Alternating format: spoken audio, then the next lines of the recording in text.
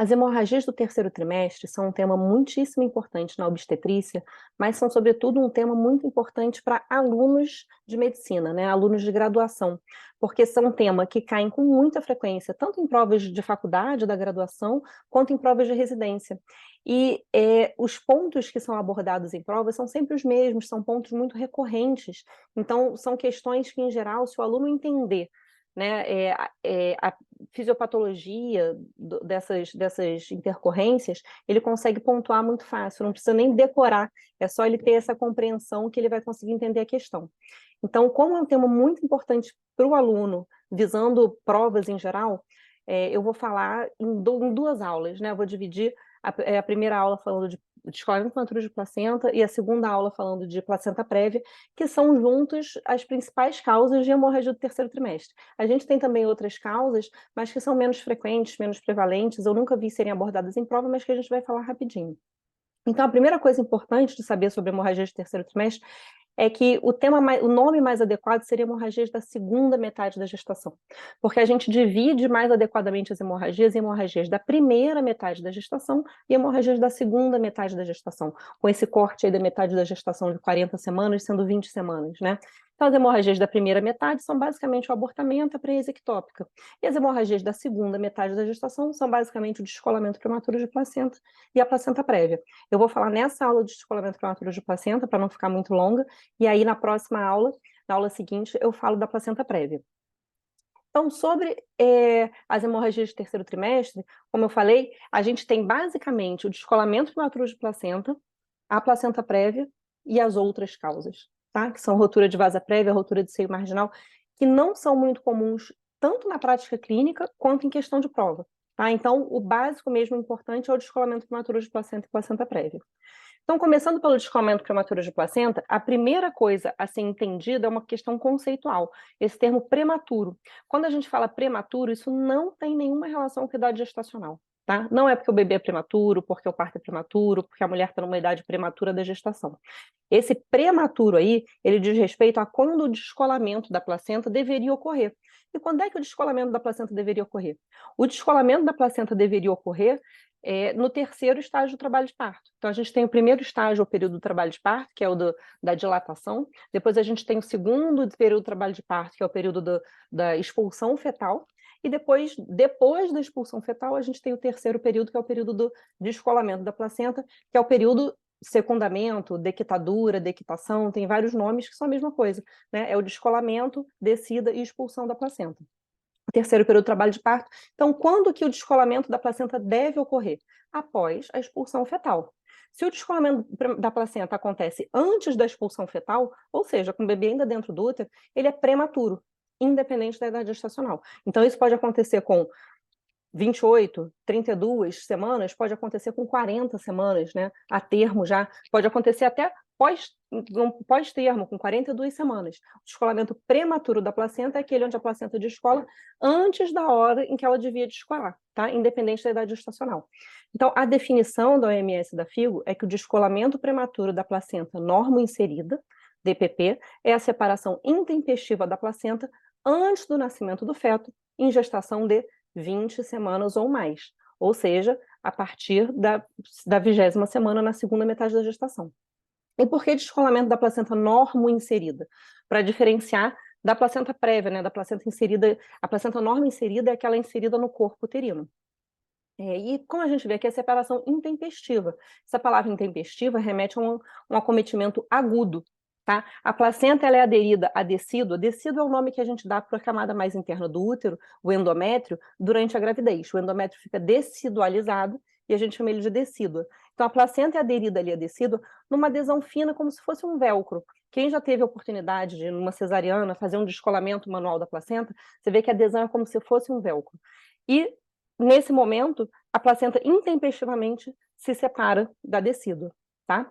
Então, antes do nascimento do feto. Daí o prematuro, o termo prematuro, porque é antes do nascimento do feto.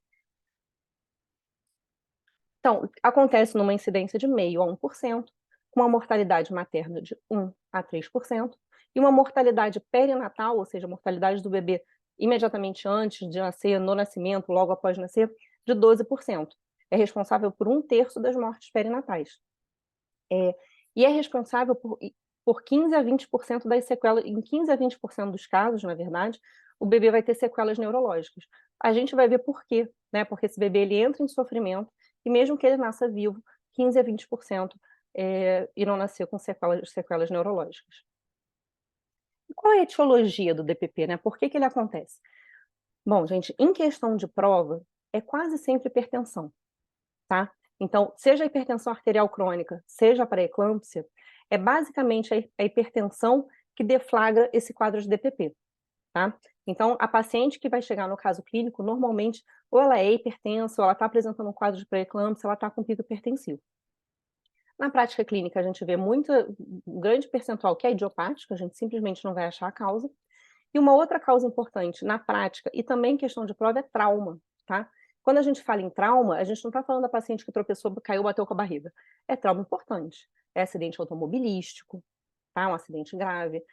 Muitas vezes violência doméstica, o marido que espanca a mulher, chuta a barriga, joga da escada, infelizmente acontece com alguma frequência. Então, o trauma também causa essa separação intempestiva, tá? E fatores de risco? Os fatores de risco, numa questão de prova, vão vir como a história da paciente. Ela pode ter tido um DPP em gestação anterior. Tabagismo é muito frequente de ser colocado como fator de risco numa questão de prova. Tanto a paciente que era tabagista antes da gestação e parou na gestação, quanto a quem ainda é tabagista, né, principalmente a tabagista atual. Uso de cocaína é um fator de risco muitíssimo importante, na prática clínica principalmente. A hipertensão, idade avançada, rotura prematura de membranas ovulares, placenta circunvalada e corioamnionites, tá? Então, são situações que favorecem o descolamento prematuro da placenta. Esse quadrinho aqui do UpToDate mostra só, né, a força de cada um desses fatores de risco, tanto em gestações únicas quanto em gestações gemeلاres, mas é basicamente o que eu citei. A gente tem as etiologias agudas, os fatores de riscos médico-obstétricos, né? E os fatores de riscos sociodemográficos comportamentais. Então, os agudos, trauma abdominal, cocaína, polidrâmino, né? Uma situação que sobredistende o útero. Fatores de risco médico-obstétrico, hipertensão crônica, pré-eclâmpsia, eclâmpsia, ruptura prematura de membranas ovulares, basicamente as que eu já citei. E fatores comportamentais ou sociodemográficos, idade materna avançada, paridade, tabagismo durante a gestação e, estatisticamente, feto do sexo masculino. A fisiopatologia, isso é o mais importante de vocês entenderem, porque se vocês entendem isso, o resto todo vocês conseguem deduzir, tá? Então, o que acontece? Eu tenho aqui um útero, uma decídua, tá? E eu tenho a placenta ali aderida. E por algum motivo, tá? Eu tive um sangramento nessa interface, nessa zona de clivagem. Na interface decídua placentária, eu tive um sangramento nessa zona de clivagem. E aí eu faço esse sangramento ali. A gente aprendeu na aula de trabalho de parto o que acontece quando a placenta descola fisiologicamente no trabalho de parto, tá? No terceiro estágio de trabalho de parto. A placenta descola, e a área que fica da placenta é uma área que a gente chama de ferida uterina, ela é uma área muito sujeita a sangramento, ela vai sangrar muito, e o primeiro mecanismo de contenção da hemorragia é a miotamponagem. O que o útero faz? Ele contrai, ele faz as ligaduras vivas de Pinara ali, ele contrai para pinçar os vasos para conter a hemorragia. É o principal mecanismo de hemorragia, de contenção da hemorragia uterina, de hemostasia uterina, tá? É a miotamponagem. Então, o mesmo acontece no descolamento prematuro de placenta. Você tem um sangramento ali e o útero reage contraindo, tá? O útero vai contrair para tentar conter esse sangramento. E o que isso gera? Uma hipertonia uterina. Hipertonia é o útero com o tônus mantido. É como se fosse uma contração do trabalho de parto que não passa, que ele é mais forte, intensa. O útero fica um útero de pedra, parece uma bola de boliche ali. Tá? A hipertonia uterina. Então, essa hipertonia vai gerar um aumento da tensão no local da coleção. Aquela área de hematoma retroplacentário ali vai ficar sob tensão. O aumento da tensão vai fazer aumentar a área de descolamento. Tá? E se a gente pensa num hematoma, é fácil a gente pensar que se ele está na zona central da placenta, ele não se exterioriza, porque os bordos da placenta ainda estão colados. Então, eu posso ter de início um sangramento oculto. À medida que a área de hematoma vai aumentando, ela vai chegando no bordo da placenta, e aí esse sangramento vai se exteriorizar, tá? Então, eu tenho hematoma retroplacentário, mais hemorragia externa. Aqui uma imagem de um coágulo fresco, né? Aqui aderido à face materna da placenta. E aqui uma imagem dos tipos de descolamento. Então, se eu tenho um descolamento numa zona mais central aqui, de início, esse hematoma vai ficar contido. Tá vendo que o resto da placenta está aderido e está contendo o sangramento. Ele vai estar oculto. Agora, se ele já acontece perto da borda, ele de cara já vai se exteriorizar, tá? Então, eu tenho hemorragia oculta e hemorragia externa.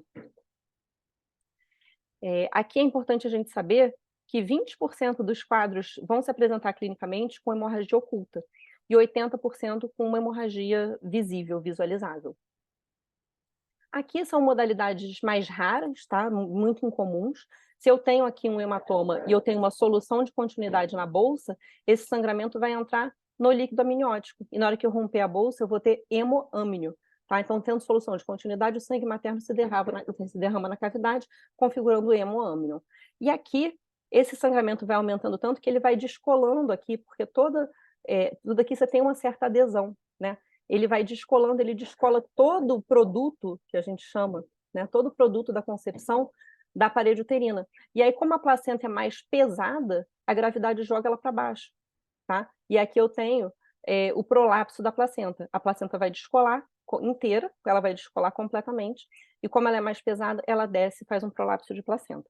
Isso não é tão relevante para a questão de prova, tá? E quais são as complicações maternas? Isso é muito importante de saber. Isso é muito cobrado em prova, sempre. Tá? Então, se eu tenho um hematoma retroplacentário, ele vai formar um coágulo retroplacentário e ele vai consumir fator de coagulação. Eu faço uma síndrome do coágulo, tá? Eu tenho uma síndrome consumptiva de fator de coagulação ali. Então, eu vou ter uma coagulopatia de consumo. O que é uma coagulopatia de consumo? Vai faltar com o fator de coagulação para a mãe, tá? A mãe vai ficar sem fator de coagulação. Então, ela vai, em última análise, quando ela estiver sangrando, ela não vai ter fator de coagulação para coagular e ela vai sangrar até morrer, tá? É trágico, mas é isso que acontece. Principalmente se você está pensando que essa mãe está já sujeita a um evento sangrativo, que é o parto, né? Então, se essa paciente está com DPP e ela vai sangrar, seja ela numa cesariana, seja num parto normal, ela vai sangrar, porque são eventos sangrativos, e ela não tem fator de coagulação. Então, isso é gravíssimo, tá? E a outra complicação muito cobrada em prova também é o útero de Cuvellar. O que é o útero de Cuvellar? Eu tenho aquele hematoma sob pressão retroplacentário. Como ele está sob pressão, ele vai começar a infiltrar as fibras do miométrico. Então, o sangue vai adentrar as fibras do miométrico, vai fazer um tecido encharcado, né? Como se fosse um pano molhado. E aí, a gente, quando olha o útero, ele está com esse aspecto arroxeado aqui, isso é sangue. Isso é o hematoma infiltrando as fibras uterinas. Essas fibras uterinas infiltradas, elas perdem a capacidade contrátil. Esse útero não é mais capaz de contrair, tá? Então, esse útero, ele vai ficar em atonia. A gente chama isso de apoplexia uterina. Aí já me perguntaram outro dia numa aula qual é a diferença para atonia.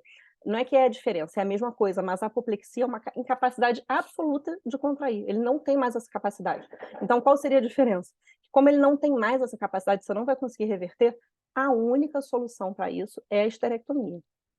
Tá? É preciso tirar esse útero, porque esse útero não vai mais contrair, e se você deixar, essa mulher vai sangrar até morrer.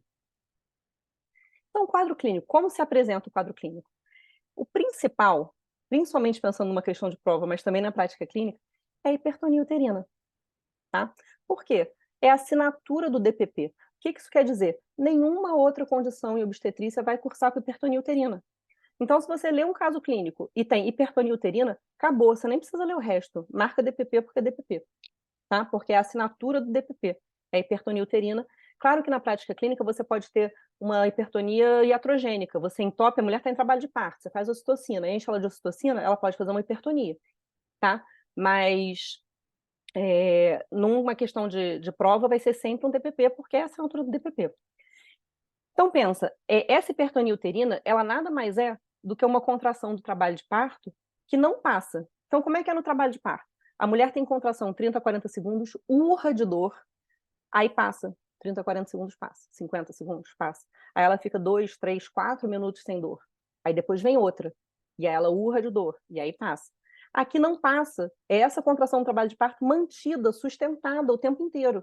Então dói muito, tá? É uma contração sustentada. E ao mesmo tempo, o que isso vai fazer num quadro clínico? A paciente que não estava em trabalho de parto, normalmente é início agudo, a paciente fala, Começou há 2 horas, o caso clínico também vai estar assim. Paciente refere início da dor há tantas horas. É marcado, tá? Tem um marco. Há 4 horas, há 3 horas. Então, a paciente não estava em trabalho de parto, começou. Quando ela chega, às vezes ela está com 8 centímetros. Por que ela está com 8 centímetros? Porque ela está contraindo loucamente, não é nenhum trabalho de parto.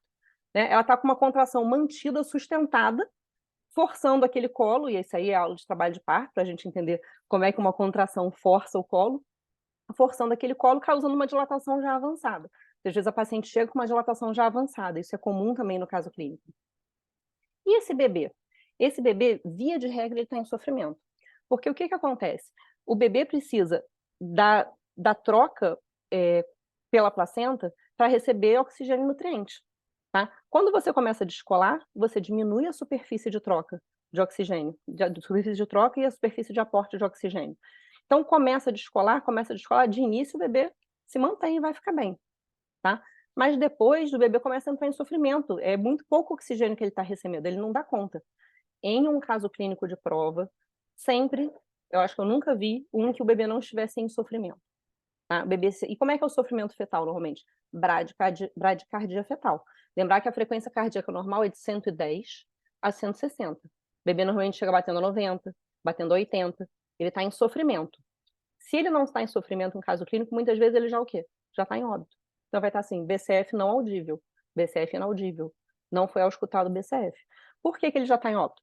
Porque se você chega a 50% da área de descolamento, o bebê morre. O bebê precisa de pelo menos 50% de placenta aderida para conseguir fazer troca adequada. Chega a 50%, o bebê morre. Então, o bebê, no início, claro, eu já vi um caso clínico que o bebê estava bem, mas é um caso inicial, um quadro clínico de prova, né, que eu estou falando, em que o bebê estava bem. É um quadro clínico inicial. Depois começa a descolar mais, ele entra em sofrimento, que vai ser demonstrado. O sofrimento ele começa com taquicardia fetal, depois ele vai para bradicardia fetal e termina com óbito fetal, tá? E num caso clínico, normalmente essa paciente ou está hipertensa ou tem história de trauma, tá? Eles mostram para você por que está descolando a placenta. Então, normalmente ela está ou hipertensa ou ela vem com uma história, vem trazida pelo SAMU depois de um acidente. E o diagnóstico? Como é que é feito o diagnóstico do DPP? O diagnóstico é eminentemente clínico. O que quer dizer isso? Eu não preciso de nenhum exame complementar. Eu não preciso de laboratório, eu não preciso de imagem. É claro que eu posso, na hora, ter disponibilidade de fazer o laboratório, fazer imagem. Eu estou aqui com a paciente o ultrassom do lado, eu posso olhar. Mas eu não preciso de nada disso para o diagnóstico. O diagnóstico é clínico. Lembra que eu falei que a hipertonia era a assinatura do DPP? Falei que a hipertonia era a assinatura do DPP? Então, se eu tenho a hipertonia, que é a assinatura do DPP, eu tenho o diagnóstico, tá? Então, o diagnóstico é clínico. E aí, qual vai ser a conduta? Bom, primeiro, medidas gerais, lembrar que essa paciente está sangrando.